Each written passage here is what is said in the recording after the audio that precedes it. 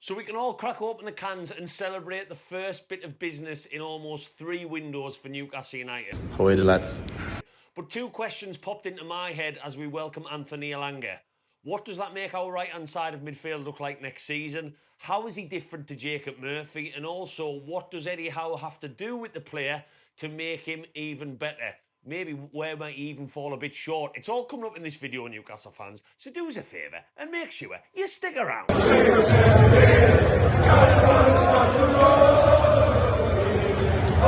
Welcome back to Black White Banter, ladies and gentlemen. Welcome to another video. And anyone who's been following my page for a while might notice that I'm sat in slightly different surroundings to the norm. Yes, that's right, Black White Banter is going up in the world. We've stuck a couple of frames on the wall. The lighting is to be improved as we go along with this. But this little setup I've got right now is going to allow me to post more YouTube content and talk about the one thing I love in the world more than anything else. Don't tell her, missus. Newcastle United, as things are certainly hotting up. So if you're new around here, do us a little favour. Whack that like, whack that follow, whack that subscribe. I follow Newcastle home and away. And yes, I will be shortly not only heading down to Glasgow for pre-season, but getting on a flight to Singapore and South Korea and all of the shenanigans that go on in between. And I'll be documenting every single bit of it along the way as Newcastle United's 25-26 season kicks off. So do that now. But anyway, we are here today to talk about a topic, not only the excitement of signing Anthony Elanga, who I've already done 2 videos on now, talking about why I thought this would be a great bit of business for Newcastle United. I'm not going to say that I called it because I certainly wasn't talking about him before he was linked in the last window when we made a last-minute bid. But I do think he ticks every box, regardless of what you think of the price tag, regardless of what you think of the name, which maybe doesn't excite someone as much as what a Brazilian title might. I think this is a player that brings something to Newcastle that we don't have in abundance. But I did notice a very good content creator for Newcastle do a video earlier in the week where he said that he thought Anthony Elanga was like a combination of Miguel Almiron and Jacob Murphy together. And whilst I agree, he's bringing something, as I've talked about in a previous video, similar to the Paraguayan. The ball carrying, the pace, the ability to cut in on his left foot that Almiron left behind at Newcastle and we haven't really replaced. To compare Anthony Elanga to our current right-hand-sided midfielder, the ever-smiley Jacob Murphy, is just false. And on this video, we are going to talk about some similarities, in inverted commas, but a lot of differences between the 2 players and where I think that Eddie Howe maybe needs to get Elanga in for some training and change him to suit our system, our style, and most importantly, our intensity. So let's get into it. So to the naked eye, and to those out there who love stats, and yes, I am a sucker for those, and you will see some on this video because they do tell a story where needed. Anthony Elanga, Jacob Murphy, side by side in a Royal Rumble look very similar. Amount of passes, assists, attempted shots, a lot of their numbers are almost identical. But there are also so many differences between these 2 players, which is why not only do I see why Eddie Howe has brought the player in, but also what does it offer this Newcastle United squad. And I want to emphasise the word squad that I personally think so much of our fan base looks past. There is more to a team that are trying to build in 4 competitions than just 11 starters that we currently have. There is a wider issue here of midweek Champions League, Carabao Cup as defending champions, had to get that one in there. FA Cup that I would love to see Newcastle at least get to Wembley and in those semi-finals that we came so close last time out.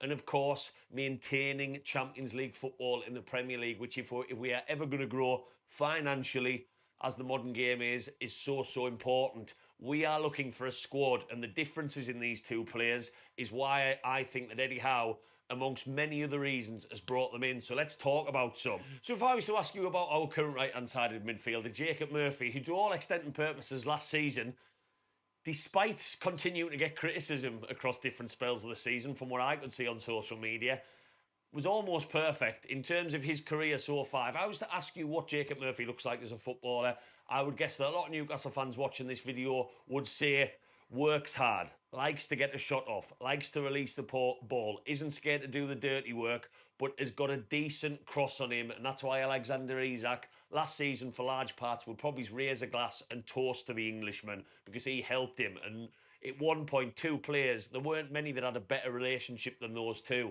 And with Anthony Elanga, all I've talked about is ball carrying, ball carrying, ball carrying. I've sounded like a stuck record, and I'll admit that annoying ticking clock in the corner that won't shut up. What the hell does ball carrying mean? Well, anyone looking at the stats might say, all this talk about ball carrying, but Jacob Murphy has 133 more progressive carries to his name than what Anthony Elanga does. Yes, that might be right, but that does not take into consideration any amount of distance. And it's distances which actually highlights the difference of players they are. Because despite having 133 less progressive carries last year for Nottingham Forest, he still has a higher distance in total than Jacob Murphy. And that is a big thing about which leads you down more rabbit holes on the difference between the two players. Look, I'm going to approach the elephant in the room and say, yes, of course, Nottingham Forest play different than Newcastle. Newcastle have more possession than Nottingham Forest, who a lot of people will say, well, Elanga was suited to their counter-attacking style. How's that going to work with Newcastle? And whilst, yes, there is a difference in the two teams, which will affect some of these numbers, it just highlights for me the fact that Jacob Murphy has had 250 more passes in the final third than Elanga, the difference in play they are. Anthony Elanga could be described positional-wise, in a positional sense, across the pitch, as a box of frogs. Nuno Santo last season described him as being good on the right, the left, and the centre of the park. Jacob Murphy, and I'll share some images on the screen, is the sort of player, due to an Eddie Howe system, but due to the sort of old-fashioned winger in many senses that he is, that will hog at that right-hand side for large parts of the game, large parts of the season, and his average positions would show that. He likes to get the pass off, he likes to release the ball, and I am by no means saying that Jacob Murphy will not attempt to take on, but you can guarantee Jacob Murphy will not pick up the ball in central areas or deep in his own box and make everything happen for himself, or take 1-1, 2 men. He can take a man on, he does have a burst of pace, and I'm by no means making this the Jacob Murphy bashing show, but Anthony Elanga is the sort of player, as I will show on the screen, who will pick up the ball in so many different pockets of space with men around him, not only using his pace, but his skill to make things happen for himself. And that's why the amount of passes received and the amount of passes given in the final third is totally different between him and Jacob Murphy.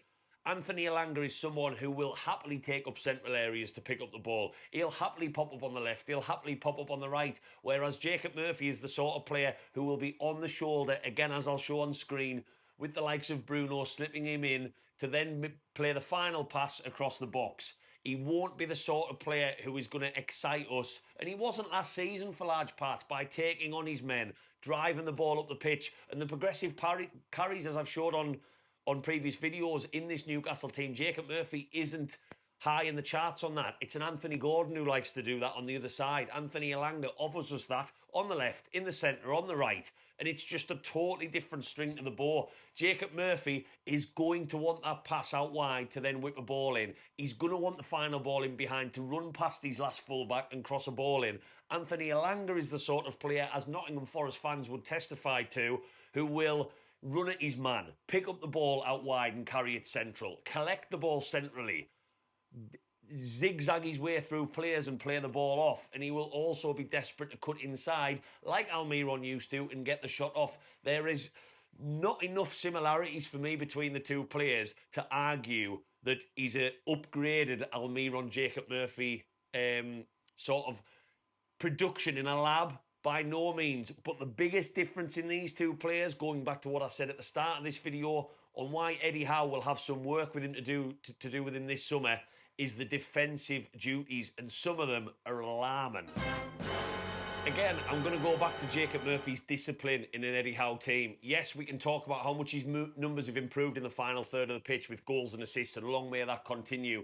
But Eddie Howe will always be a fan of a player who is able to adapt to his system. And yes, I'm going to use the phrase again, cover your ears if you get a bit cringed out by it now. Intensity being our identity. This rigid 4-3-3 system, yes, Elanga allows us to adapt, and I've already talked about the importance of squad and changing things and using players in different ways to suit the opposition. But this rigid 4-3-3 is going to take some getting used to for Elanga, and the defensive work required in this Newcastle team is clear and obvious for all to see. I even look at the likes of Harvey Barnes and how he's improved defensively when he came back into the team. Anthony Gordon's had to step up. Jacob Murphy has been with Eddie Howe from the start, and he's got those numbers down to a T. Right, it's geek confession time. Would you believe me, Newcastle fans, if I told you before I recorded this video, I sat and watched lots of goals that Nottingham Forest conceded last season on YouTube to see what Elanga's role in those goals looked like.